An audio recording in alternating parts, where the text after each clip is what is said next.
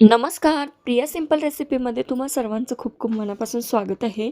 आणि आज मी तुम्हाला मिश्र डाळीचे पौष्टिक अप्पे कसे बनवायचे याची रेसिपी दाखवणार आहे. अतिशय मऊ लुसलुशीत टम्म फुगणारे हे अप्पे याची रेसिपी अतिशय साध्या सोप्या पद्धतीने मी इथं तुम्हाला सांगितली आहे.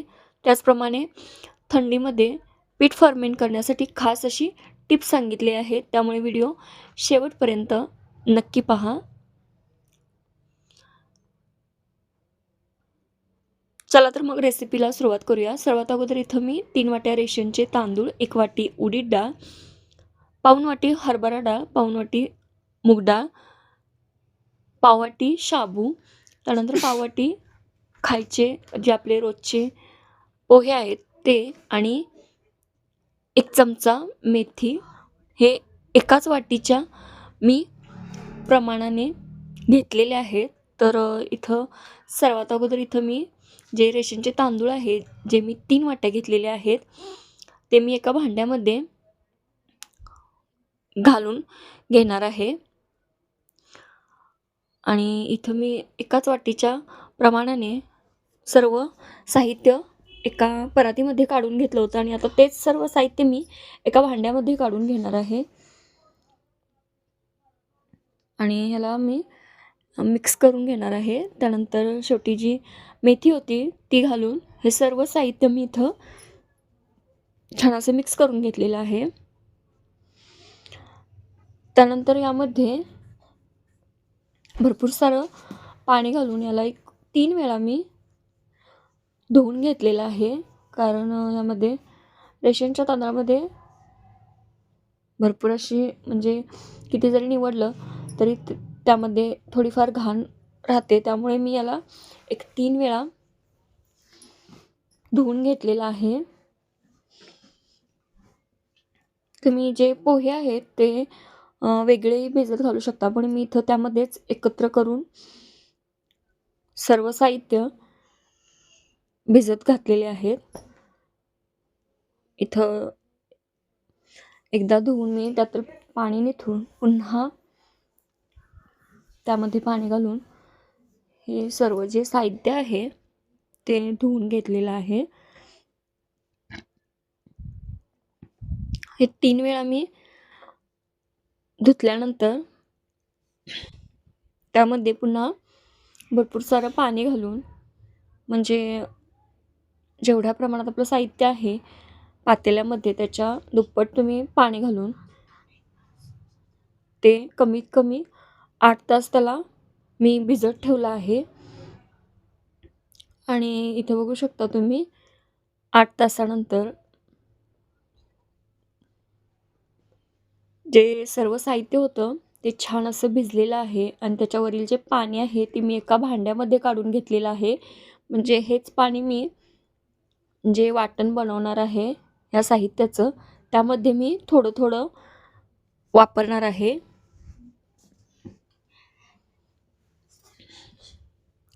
तर आता एका मिक्सरच्या भांड्यामध्ये हे जे सर्व साहित्य आहे, म्हणजे जे तांदूळ, डाळ वगैरे, ते सर्व मिक्सरच्या भांड्यामध्ये थोडं थोडं घालून याचं मी एक बॅटर तयार करून घेणार आहे.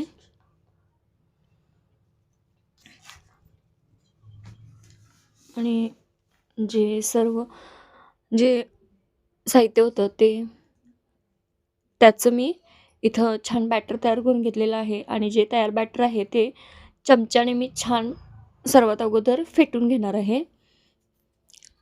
हे असं केल्यानं पीठ खूप छान फर्मेंट होतं. त्यामुळं 2 ते 3 मिनटं त्याला छान सर्वात अगोदर फेटून घ्यायचं आहे. त्यानंतर त्यामध्ये 1 चमचा मी खायचा सोडा घातलेला आहे. तोही छान इथं फेटून घेतलेला आहे. आणि याला मी एका उबदार ठिकाणी रात्रभर फर्मेंट करण्यासाठी ठेवलं होतं. आणि इथं बघू शकता तुम्ही त्यामध्ये मी काही गरम पाणी किंवा कांदा, मिरची वगैरे असं काही काही घालतात, पण मी काही न घालता हे फक्त उबदार ठिकाणी डब्यामध्ये डब्बा घालून त्यामध्ये हा डब्बा मी ठेवला होता, जो बॅटरचा होता तो. आणि इथं दुसऱ्या दिवशी रात्रभर मी त्याला फर्मेंट करून घेतलेलं आहे. आणि इथं दुसऱ्या दिवशी बघू शकता तुम्ही पिठाला खूप छान अशी जाळी तयार झालेली आहे. म्हणजे पीठ खूप छान असं फर्मेंट झालेलं आहे. आणि ज्यावेळी पीठ छान फर्मेंट होतं त्याचवेळी आपला जो आपण पदार्थ करणार आहे तो आपला छान असा तयार होतो. त्यामुळं जे बॅटर आहे, जे थंडीमध्ये तुम्ही जर असा पदार्थ बनवत असाल तर ते उबदार ठिकाणी फर्मेंट होण्यासाठी ठेवा. म्हणजे खूप छान त्याला जाळी पकडते. त्यानंतर यामध्ये 1-2 चमचे मी मीठ घालून पुन्हा हे छान असं मिक्स करून घेतलेलं आहे.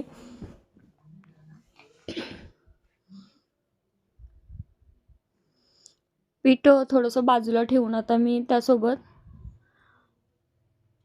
खोबऱ्याची आणि शेंगदाण्याची चटणी बनवून घेणार आहे. तर इथं मिक्सरच्या भांड्यामध्ये मी किसलेलं ओलं खोबरं, भाजलेले शेंगदाणे, एक ओली मिरची, त्यानंतर कोथिंबीर ह्याचं वाटण बनवून घेणार आहे. तुम्ही ओली मिरची तुमच्या आवडीनुसार तिखट कमी जास्त यामध्ये करू शकता. हे वाटण आता इथं तयार झालेलं आहे. त्यामध्ये तुम्हाला जर हवं असेल तर आणखीन थोडंसं पाणी तुम्ही ॲड करू शकता. आणि याला मी छान अशी कढीपत्ता, मोहरी आणि लाल मिरचीची फोडणी दिलेली आहे. त्यामध्येही मी 1 चमचा मीठ घालून ही चटणी इथं बनवून घेतलेली आहे.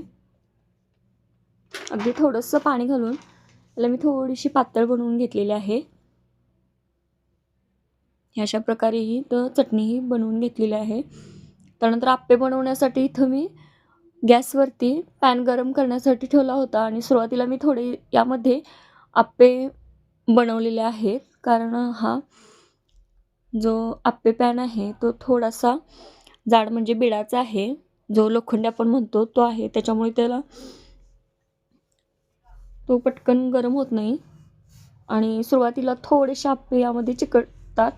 त्यामुळे मी 1-2 वेळा यामध्ये करून पुन्हा हे तिसऱ्यांदा बनवत आहे. आणि थोडं बॅटर घालून सुरुवातीला अर्धा चमचा तेल घालून यामध्ये थोडं मी बॅटर घालून एका साईडने छान असे करपूस रंगावरती भाजून घेतलेले आहेत. आणि आता दुसऱ्या बाजूला इथं पलटवून तर दुसऱ्या बाजूलाही मी याला छान असं भाजून घेतलेलं आहे. आणि इथे बघू शकता तुम्ही खूप छान असे आप्पे हे टम्म फुगलेले आहेत. आता मी त्याला एका प्लेटमध्ये काढून घेतलेले आहेत.